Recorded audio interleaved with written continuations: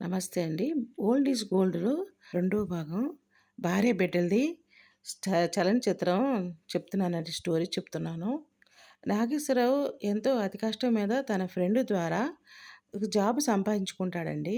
ఆ ఉద్యోగం సంపాదించుకున్నాక అక్కడ ఆ జాబ్‌లో జాయిన్ అవుతాడండి. ఆ జాబ్‌లో జాయిన్ అయ్యే ముందు వాళ్ళు పెట్టిన షరతులేంటంటే, మీరు పెళ్లి చేసుకొని ఉండకూడదు. మీకు పెళ్లి కాని వాళ్ళకే ఇక్కడ ఉద్యోగం అని చెప్తారండి. అప్పటికే అతను తిరిగి, తిరిగి అలసిపోయి ఉన్నాడు కదండీ! ఇహ నాకు పెళ్ళి కాలేదు అని చెప్పేసి అబద్ధమాడి జాబ్‌లో జాయిన్ అవుతాడండి. అక్కడ గుమ్మడి గారండి యజమాని. ఆ గుమ్మడి గారి కూతురు జయలలిత అండి. మన హీరోయిన్. ఆ హీరోయిన్‌కి స్వస్థత అస్వస్థగా ఉంటదండి. స్వస్థత ఉండదు ఆమెకి. ఆమెకి ఏంటంటే నరాలు చచ్చుబడిపోయి ఉన్న టైంలో ఆమె వైద్యం చేయించుకుంటాకి ఫారిన్‌లెళ్తారండి. ఫారిన్ తర్వాత అసలు ఆ విషయమే మన హీరో గారికి తెలవదండి. మోహన్‌కి తెలవదు.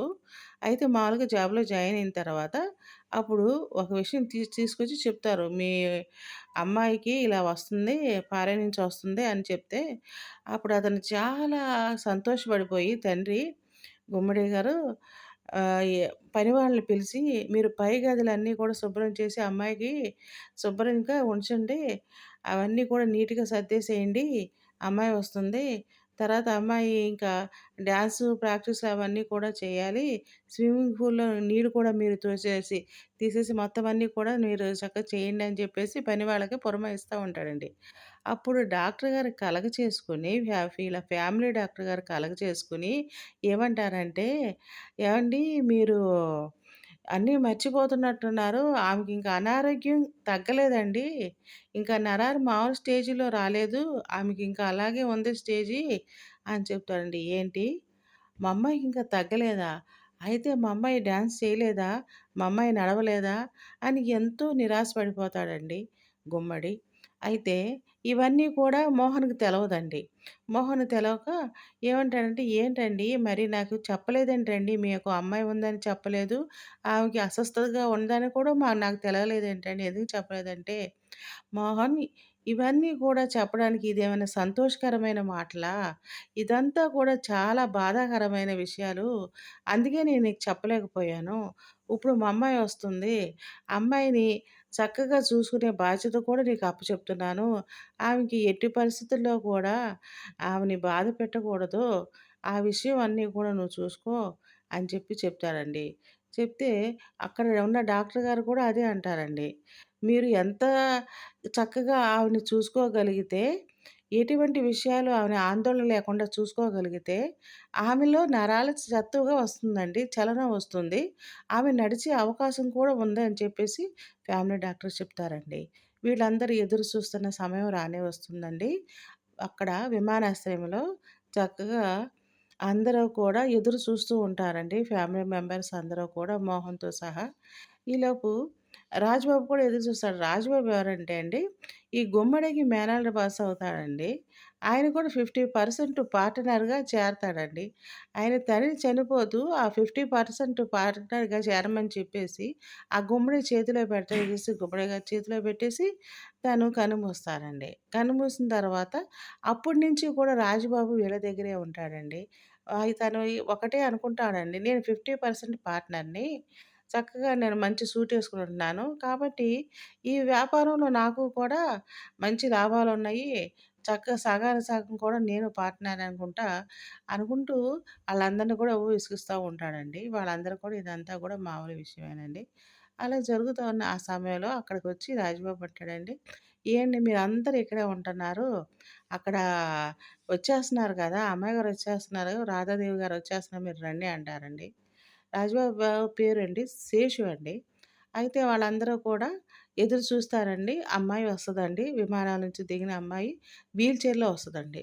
వీల్ చైర్‌లో వచ్చేటప్పటికి తండ్రి తట్టుకోలేకపోతాడండి. తట్టుకోలేకపోతే, "నాన్నా నాకు ఇంకా రాలేదని అనుకుంటున్నావా? ఈ నరాలన్నీ కూడాను చచ్చుబడిపోయి ఉన్నాయి. నీ కూతురు మామూలుగా వస్తదని అనుకుంటున్నావా? నేను ఈ జీవితంలో ఇంకా నేను నడవలేనేమో నాన్న" అని తను కళ్ళనీళ్ళు పెట్టుకుంటదండి. అప్పుడు ఆ తండ్రి గుండె తరుక్కుపోతుందండి. తరుక్కుపోయి, "అమ్మా అలాంటి ఏమి మాటలకగా మాట్లాడకమ్మా. మన ఫ్యామిలీ డాక్టర్ గారు నీకు నయమైపోతుందని చెప్పారు. నువ్వు డాన్స్ కూడా నువ్వు చేస్తావని చెప్పారు" అంటే, "ఏంటి నాన్న నేను డాన్స్ చేస్తానా నాన్న" అని చెప్పేసి ఎంతో సంతోషపడిపోతా ఉంటదండి. "అవునమ్మా! నువ్వు తప్పకుండా నువ్వు డాన్స్ చేస్తావమ్మా.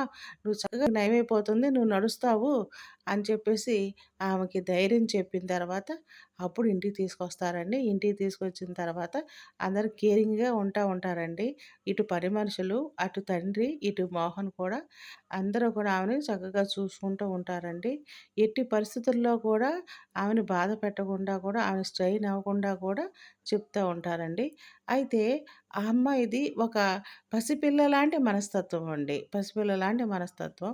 అయితే అమ్మాయిని జగ్గయ్య ప్రేమిస్తాడండి. ప్రేమించి అంటే నాగేశ్వరరావు గారి ఫ్రెండు ఏ ఇప్పిచ్చాడు గదండీ! జాబ్ ఇప్పిచ్చాడు కదండీ! అతను జగ్గయ్య అండి.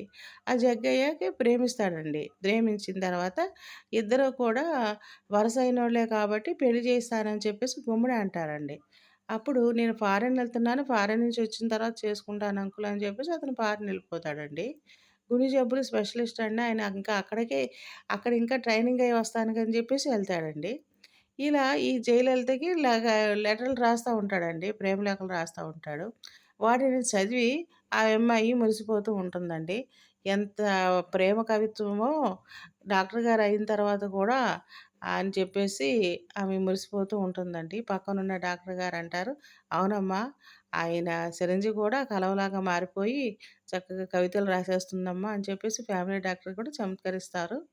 అలా తను కూడా కాస్త సంతోషంగా, రిలీఫ్‌గా గడుస్తున్న ఆ సమయంలోనే, ఈ మోహను ఎంతో కేరింగ్‌గా చూసుకుంటా ఉంటాడండి. ఎంతో కేరింగ్‌గా చూసుకుంటా ఉంటే రాధని, రాధాదేవి ఏం చేస్తుందంటే, ప్రతి పనికి కూడా కేవలం మోహనే రావాలి. బయటికెళ్ళాలంటే మోహనే రావాలి. నాకు ఏదన్నా కావాలన్నా మోహనే తీసుకొచ్చివ్వాలి. నాకేదన్నా పాట పాడాలన్నా మోహనే కావాలి. నేనేమన్నా నిద్రపోవాలన్నా కూడా మోహనే నాకు పాట పాడి వినిపించాలి. ఇలాంటియన్నీ కూడా ఒక పసిపిల్లలాగా అన్నీ అడుగుతా ఉంటదండి. అన్ని కండిషన్‌లు పెడతా ఉంటది. ఆఫీస్‌కెళ్తే మీరు 5 గంటలకల్లా ఆఫీస్ క్లోజ్ చేసేయాలి. మీరెందుకు అక్కడ కూర్చున్నారు? మనం బయటికెళ్దాం అంటున్నాను కదా! సినిమాకెళ్దాం అంటున్నాను, షికారుకెళ్దాం అంటున్నాను. నన్ను తీసుకెళ్ళండి. అలా చెప్తా ఉంటదండి. అలా చెప్తా ఉంటే అప్పుడు ఈ అమ్మాయిని బాధ పెట్టకూడదు కదండీ! ఏం చేస్తాడంటే మన హీరో గారు మోహను ఏవైనా సరే ఈ అమ్మాయితో నేను చాలా జాగ్రత్తగా ప్రవర్తించాలి. ఆ అమ్మాయి మనసు నొప్పించకుండా చేసుకోవాలని చెప్పేసి, అలాగే అమ్మాయి చెప్పినట్టుగానే వింటా ఉంటాడండి. ఎక్కడికి తీసుకెళ్ళాలంటే అక్కడికి తీసుకెళ్తా ఉంటాడండి. ఒకసారి ఏమవుతుందంటే, తను ఒక డాన్స్ షోలో ఉన్న టైంలో పాటలు పాడే టైంలోనండి మోహన్ పాడతాడండి. ఒక పార్టీ జరుగుతున్న సమయంలో ఆళ్ళింట్లోనే పార్టీ అండి. ఆ పార్టీలో ఆమెకి తనకు తెలవకుండానే ఆ ఒక్క హుషారులో, ఆ జోరులో తను లేసి, తన నరాలన్నీ కూడా ఒక సత్తువ వచ్చి, ఒక చలనం వచ్చి ఆమె డాన్స్ చేస్తుందండి. డాన్స్ చేసి నడుస్తుందండి. నడిసేటప్పటికి అది ఒక మిరాకిల్‌గా డాక్టర్ గారు ఎంతో ఆశ్చర్యపోతారండి.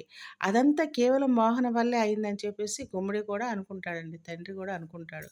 అనుకుని ఏవైనా సరే మోహన్ నీ వల్లనే నా కూతురికి స నరాల్లో శక్తొచ్చింది, చలనం వచ్చింది. నా కూతురు నడుస్తుందయ్యా! నా కూతురు డాన్స్ ఏస్తుందయ్యా! ఇదంతా నీ సెలవే.